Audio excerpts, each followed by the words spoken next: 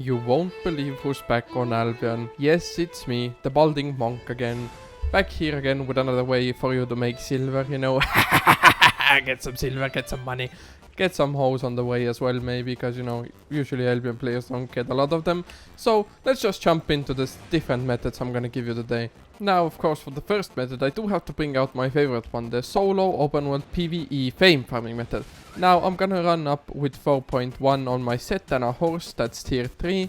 It's 40k in total, so I mean, even a new player should be able to afford it. Then just zone out into the black zone, because in the black zone that's where you get the most mob drops.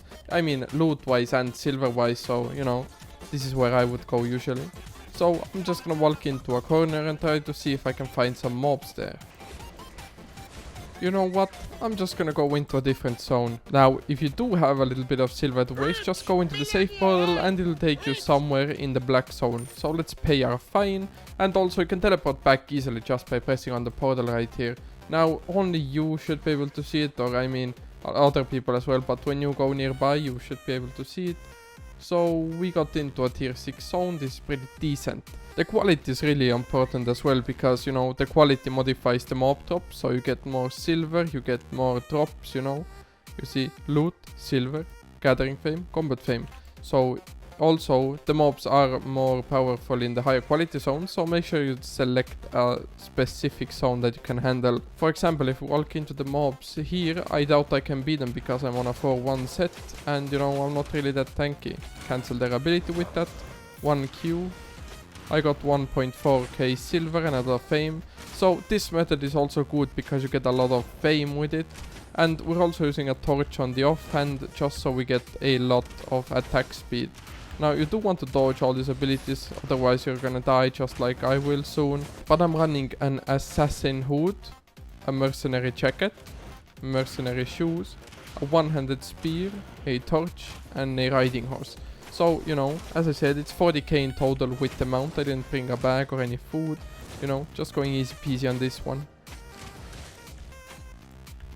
As you can see, once I kill the second mob, I get 74k fame, 10k silver and 40k from drops. So technically, if I go back to the market, sell this, I already made my set back.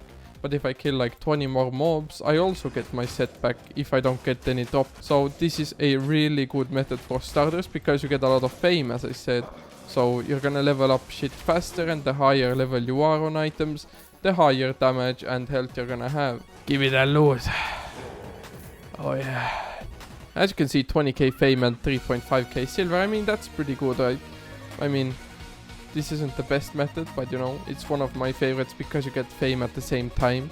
And I mean, who doesn't want fame, you know? Now we come back to the portal, we TP back, and finally we're going to quickly sell our items and we're gonna make our silver back already. So I do recommend testing, okay, never mind, it's actually not worth that much, but I do recommend testing this method out because, you know, might give it a try. In like, even if you're a good player, you know, you can go up to like tier 8 zones, quality 6 maybe. You know, the mobs are gonna be hella strong there, but they're gonna give like 40k fame per normal mob, a lot, and like 3k silver. So, I mean, best of luck to you with this method, but I'm gonna move on to the next one now. But the next method we're gonna be looking at is crafting. Now, crafting does take a little bit of time to actually make silver with it, but once you do, it's really great. So, I'ma quickly throw my shit in some random tab. With crafting you can actually, you know, level this up on the right side of your destiny board. So let's take the torch crafter. You can see I leveled everything up, and basically if I used focus, you know, the currency that you get with premium, 10,000 a day, it's really good actually, because I make like 5 million a day if I craft with focus, since I have it all leveled up. But since my guild moved hideouts, let's see how much I actually make now. It's time to get some silusi. That's as in silver pussy. Now if I come to the crafter, eat my food, quickly go under helmets, you know, that's what I'm crafting. Plate helmet, let's go to soldier helmet, tier 2, focus on. And with, let's say, 15,000 focus, we craft 20, we're at 5.6 million silver. And with almost 1.5 day of focus, we get 1.4 million silver printed out of thin air. You know, and then we just go to this other helmet, we come here, we throw some focus into here as well, We come here, we throw a little bit of focus here. Also, it depends on what you craft. So as I said, offhands make like a shit ton more. But you know, this is okay as well, you see.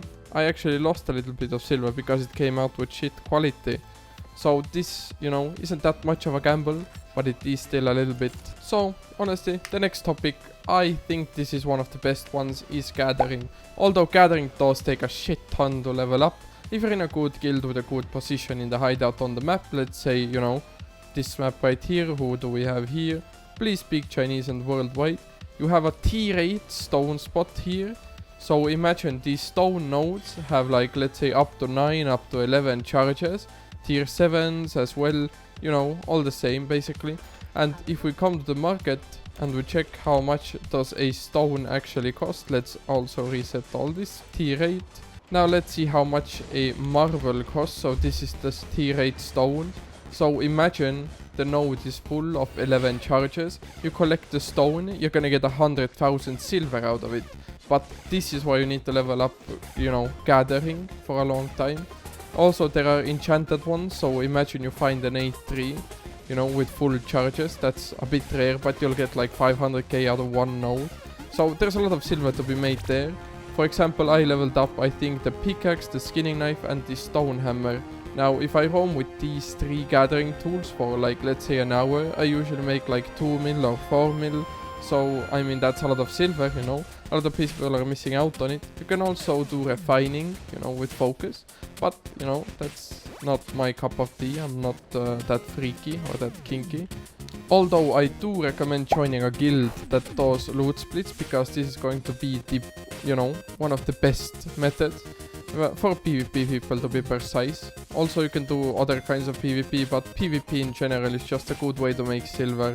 For example, you have the experienced guilds that do loot splits. So let's say you go fight some people, you have a 20-man party, you kill like, let's say 60 people, make like 120 million silver for the whole party.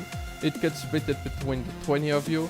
Let's say 100 mil is left over after repairs, everyone gets 5 mil each. So PvP is a really good and, you know, fun way to make silver in Albion. So make sure you get educated on that. I have a lot of tutorials for that, so, you know, you can check those out. Otherwise, make sure you subscribe and hit the like button. Otherwise, you're gonna end up like me, the bald monk. He spreads my cheeks and he makes me scream. He's my #1 daddy, gonna make him cream inside of me.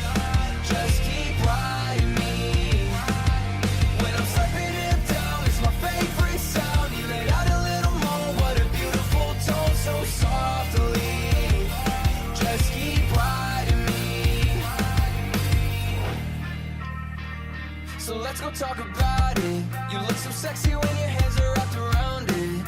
Flip me over, be my